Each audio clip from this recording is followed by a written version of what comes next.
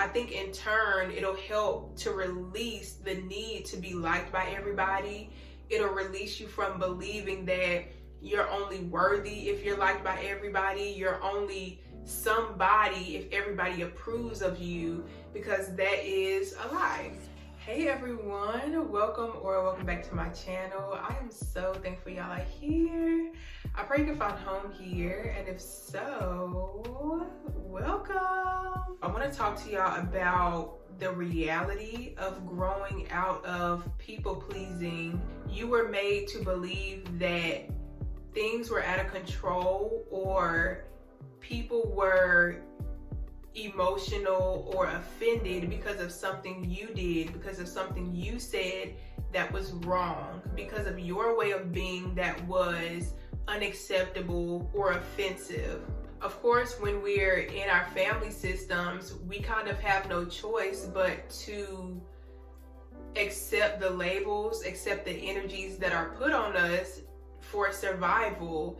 And when a parent or a guardian tells a child or projects onto a child that they're worthless, that they're annoying, that they're offensive, or whatever it is, children tend to accept that title because it's too painful, it's too dangerous to see your guardian or to see the people outside of you as actually the dangerous ones, actually the abusive one.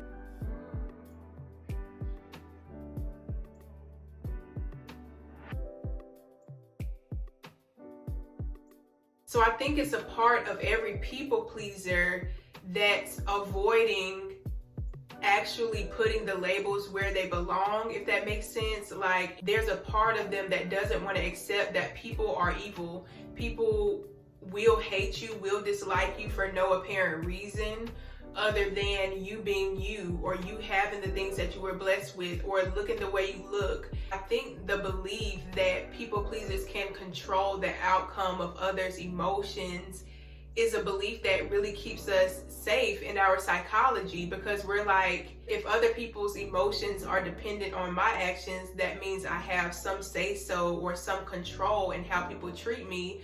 But that's also the reason why a lot of people pleasers are very rejection sensitive, very hypersensitive to the negative or rejecting body language or actions of other people, even if they aren't significant people in our lives, because we take it personal. We correlate how somebody else treats us, perceives us, as what am I doing wrong? What behavior am I not putting forth? Am I not being kind enough? Am I not serving them enough? We immediately go into this state of introspection because it's something that we had to do as children.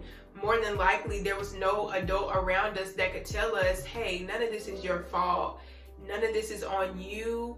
That adult is acting this way because their emotions, I'm upset or I'm raging because I'm mad, you didn't do anything, so we never truly got full explanations for maybe more emotionally turbulent situations, or guided through our feelings when we felt really bad for something that was going on outside of us. And again, a lot of us may have been actually blamed for the emotions of adults. A lot of us may have actually been told, you are the reason, you are bad, you are wrong.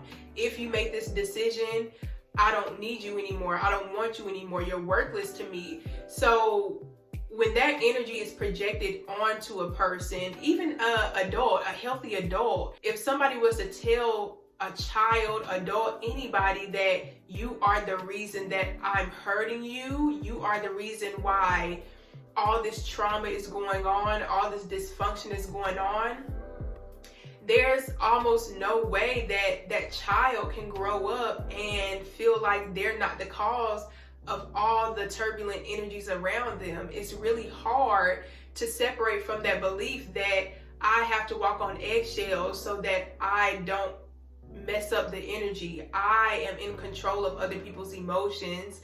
So if somebody rejects me, I'm going to immediately introspect and go through this list of everything I could possibly be doing wrong. But all this does is leads to shame spiraling, which I made a video maybe a couple of weeks about shame spiraling and what that looks like, but you have to let go of a few core beliefs that have kept you safe, which one is I'm in control of other people's emotions based on my actions, based on how nice I am, based on how giving I am, based on how little I complain, how needless I am.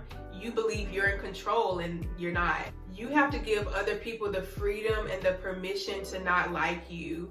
I don't know if it's a book or what it is, but it's like the power to be disliked, the courage or something to be disliked. I don't know exactly what it is, but you literally have to have the courage and be okay with not being liked by people, not being validated by people, receiving unfair treatment from people without necessarily correlating that with your worth, with how deserving you are.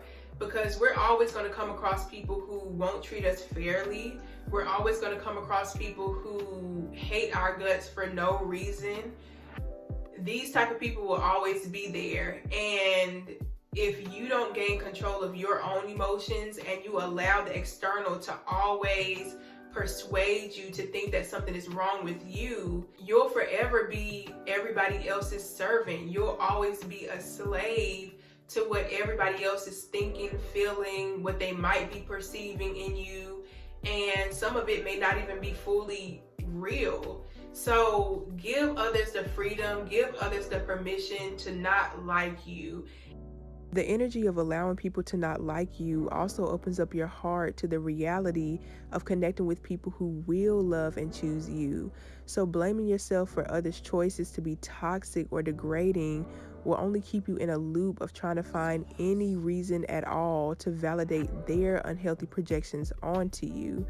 So you have to give yourself permission to let go of trying to fill in the gaps for everybody else.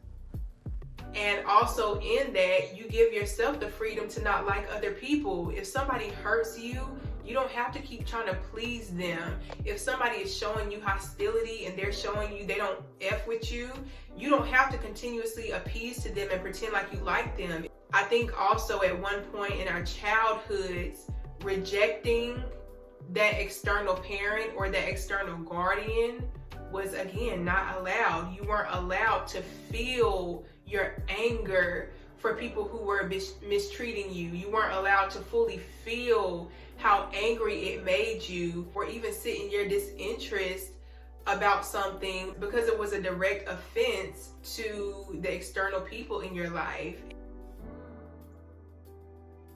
And when you don't feel safe enough to truly just be in your own emotions and really own them, you end up becoming a people pleaser who's always happy, who loves everyone, who accepts everyone and loves everybody unconditionally.